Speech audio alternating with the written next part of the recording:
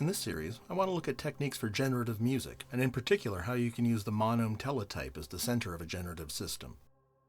It's actually a bit weird that I like the Teletype so much. My day job is in tech, so I do a lot of programming already, and I really work to get a computer out of my modular setup, so what gives? The short answer is that the Teletype is really pretty limited. There's no digital signal processor, it can't run arbitrarily complex software. But that's not what I'm looking for, or I'd go to an ER301, which the Teletype can play pretty nicely with, it turns out. Besides being pretty limited in computational power, the language that the Teletype uses is pretty limited as well. It's missing the flexibility of a true programming language, and the little programs you can write are very short.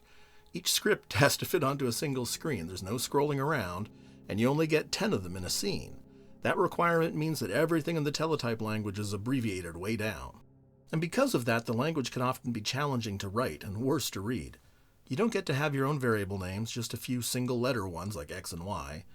Also, they use something called prefix notation. And if you typically think of 1 plus 2, in the Teletype you have to write it as plus 1, 2. The command being executed, they call it an op, comes first, and then the parameters come after it. When it's a simple line, it's not that bad. But the one to the right here is from a rotating clock divider script, and it's practically incomprehensible. That's a different video, though.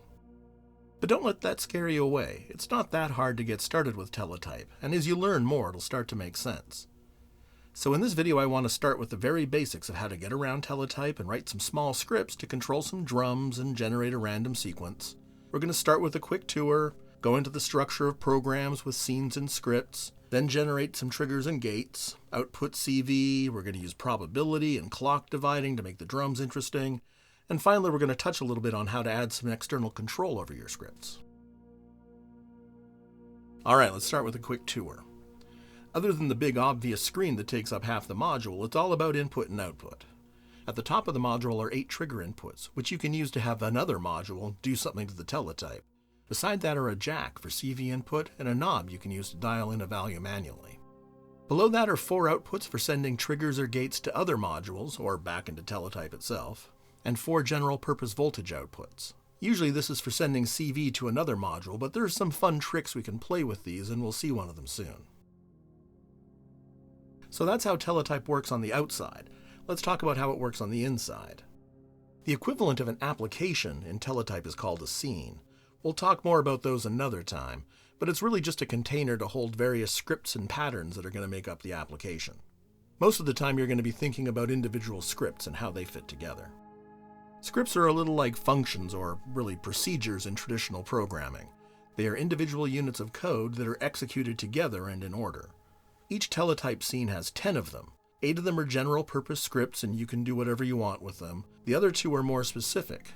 There's the metronome script, which runs each time the internal clock ticks, and the init script, which runs when the scene is loaded up at startup or when you load up a new scene. Each script is really very small. You only get 6 lines, and each line can only have 40 characters each. We're going to have to learn to make the most of them. There are 3 ways to run a script. One is by sending in a trigger to one of the 8 trigger inputs. If you send a trigger into input 1, script number 1 will run.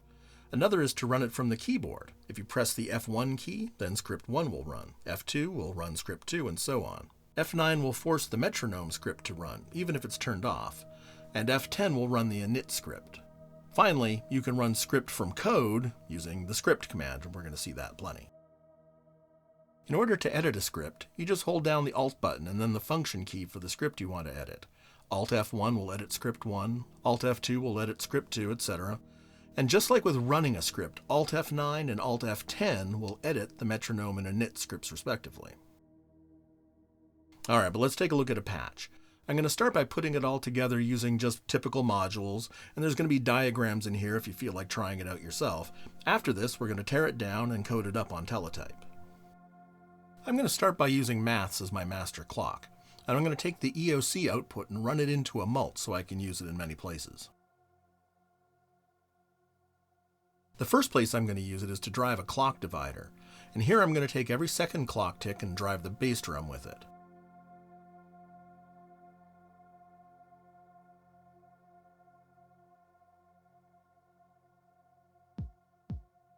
I'm going to get to the random stuff in a moment, but having something consistent will pull it all together. Now I'm going to take another copy of the clock and run it into the skip min here. What it's going to do is only let a certain portion of the clock pulses through depending on where it's dialed to. It can let 100% through or 0% through or somewhere in between depending on where it's dialed to. Now I'm going to take a couple of these outputs and run them into a pair of congas I have loaded up.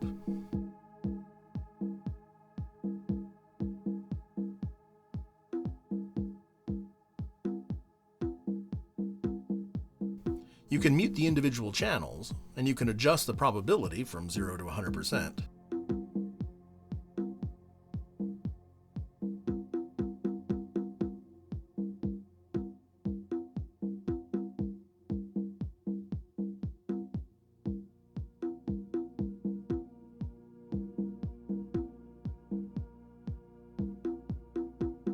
While I'm here, I'm also going to take another clock division and run it into a hi-hat.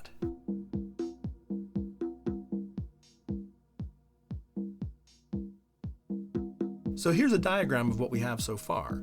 The brown lines indicate that these are all gates or triggers. Later on you're going to see blue lines, which are CV, and green lines, which are audio, but we'll get to that.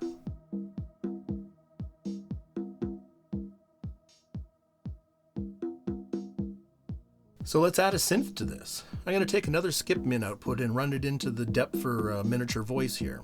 It's pretty static, but it adds a nice bass line to the rhythm.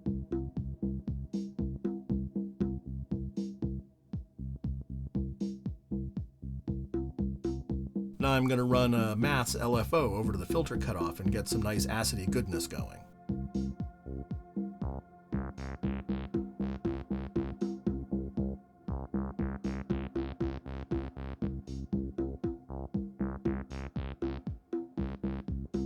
It's still only playing one note though, so let's use a noise source and quantize it to change it up a bit.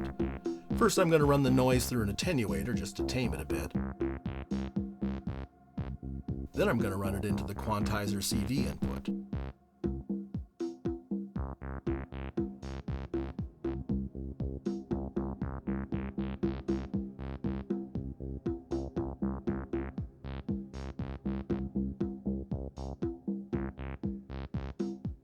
And now patch it into the depther, and yikes, what's going on here?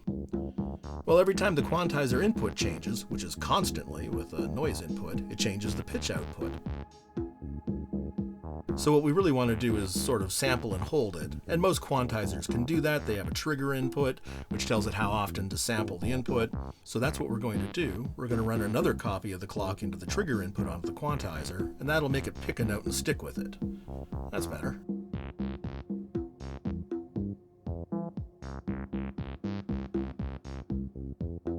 So here's a diagram of the synth portion of the patch. This diagram with the others is available in the link in the description.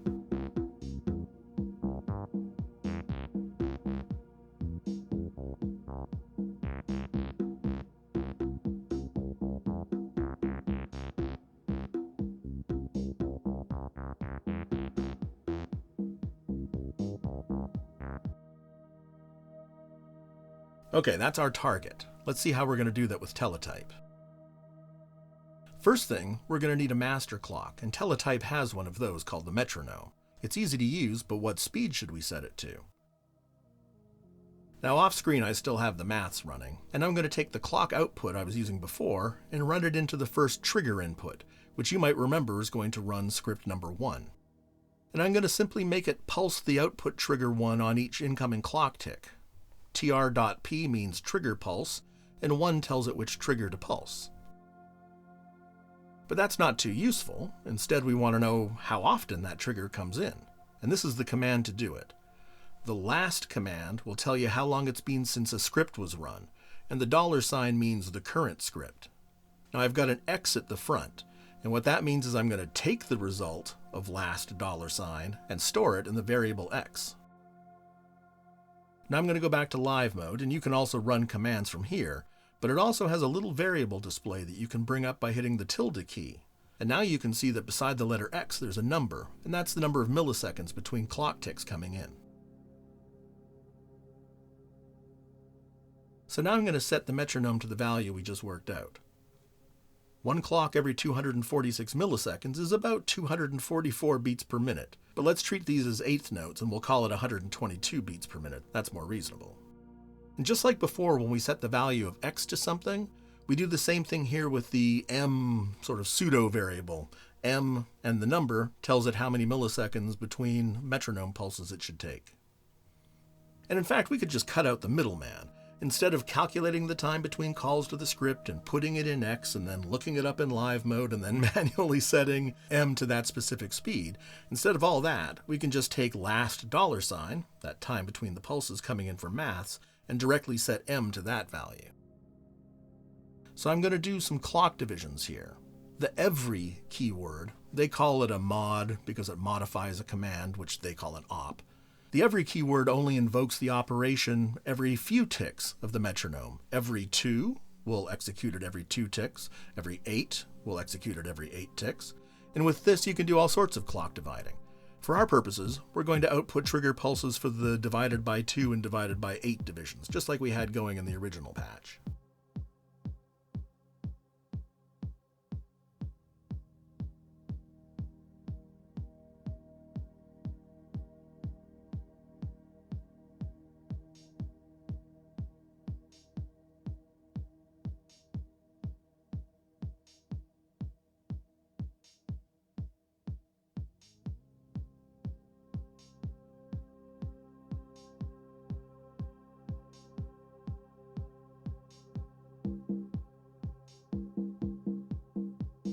For the probability gates, we can use the prob modifier.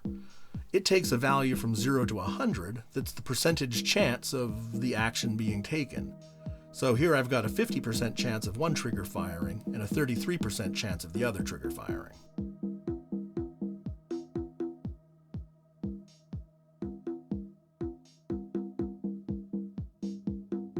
But now we start to run into a problem with the limited size of scripts. With only 6 lines to work with, you have to be judicious in how you break up your code. And in this case, I have these 2 clock divisions at divided by 2 and divided by 8.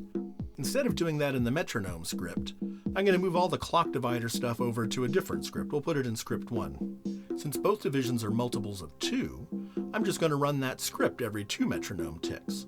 It's worth noting that the every mod doesn't count the metronome. It just happened to be in the metronome script, so that's what it was counting. Instead, it just counts how many times that line was executed. In the M script, I'm only calling script 1 every 2 ticks, so we don't need to do that in this script. It's already taken care of. Also, we don't want it to be every 8 anymore, since it's called every 2 ticks anyways, so we can change that to every 4.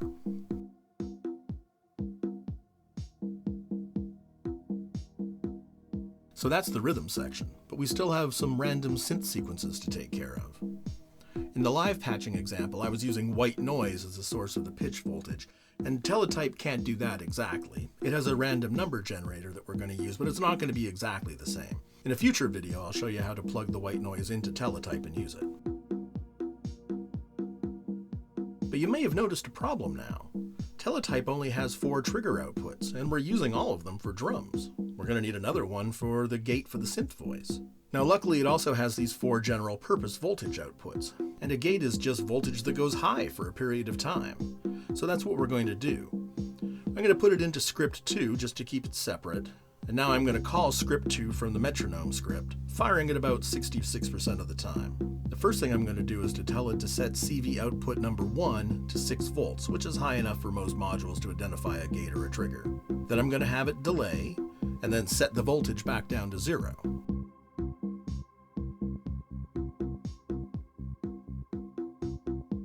Now for the pitch value. I'm going to use CV output 2 for that, and I'm going to tell it to set it to a random note. You may have noticed where I said V6 is the equivalent of 6 volts. The CV outputs can actually take on 16,000 different values or so, so V is really just sort of a lookup table. It uses it to know which of those 16,000 values means a specific voltage. And here's an example of another one of those lookups. N is a lookup table for semitones. If I were to ask for N12, I'd be asking for the pitch that's 1 octave up, and since it's 1 volt per octave, we'd get 1 volt out. That's pretty easy, but if you need to know what voltage you require for 15 or 23 semitones, you don't want to have to figure that out every time. So we're going to use the n lookup, and I'm going to tell it to pick a random value with the rand operation, and then it's going to look up that value for the note. Now this is a good time to talk about the semicolon. One space-saving tool that Teletype gives us is that we can pack more than one instruction onto the line if it'll fit. We just put a semicolon between them. It also doesn't hurt because you can group related commands together, like starting the gate and setting the pitch CV.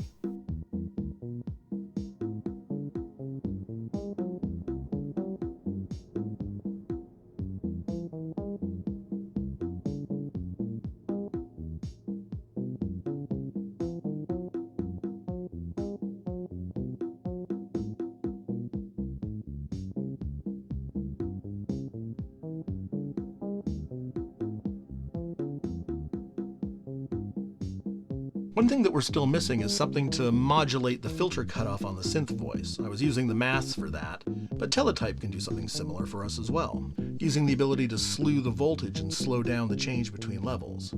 If you don't know about slew limiting yet, I have another video that uses maths to describe it, and you can learn more there.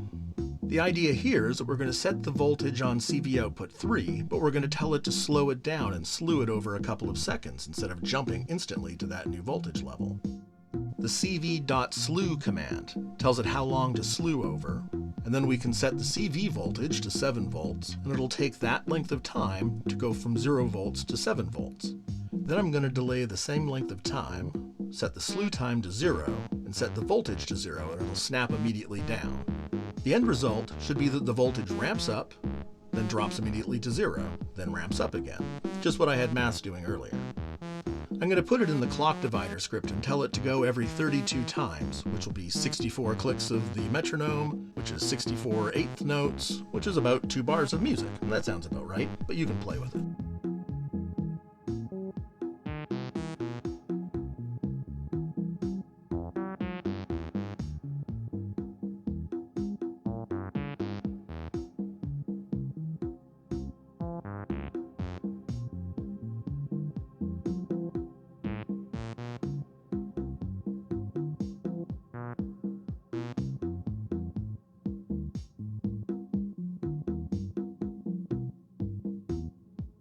Another thing about semicolons is that if you're using a modifier like every or prob or delay, then anything you want controlled by that modifier has to fit on that single line. Now you could put multiple commands in another script and call that script from here, but we don't have that many scripts, you don't want to waste them. So another thing you can do is to use a semicolon to pack 2 or 3 commands onto that line after the modifier if it'll fit, and then they'll all get executed.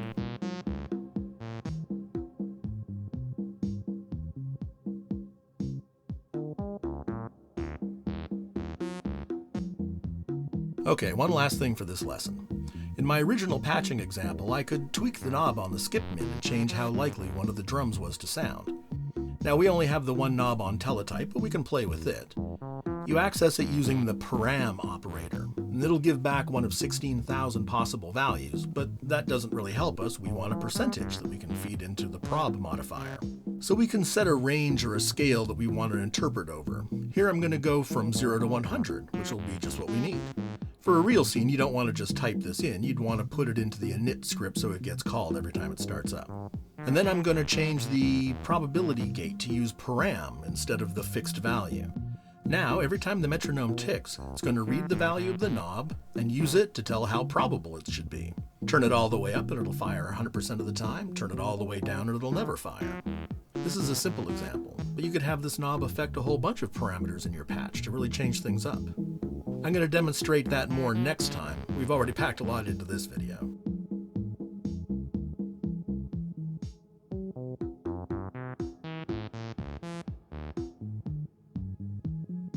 But before we go, here's the complete scene that we've written. You can see that I've added the init script, and we're using it to set the metronome speed and turning it on. That's what the m.act1 does. As well, we're setting the range of the param knob for later on. The metronome script handles our probability gates, script 1 does the clock divider stuff, script 2 sends the random note and gate to the synth, and script 3 controls the ramping CV that drives the filter. We didn't have to dig too deep into the weirdness of Teletype programming, but we already have a pretty fun little patch that generates randomish music. I think it still sounds pretty good. But there's a lot further to go, and I'm going to come back and show more involved examples in the next video, building on what we saw here.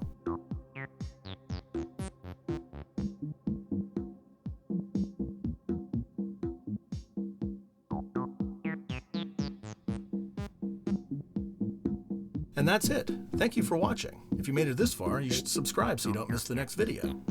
Thanks.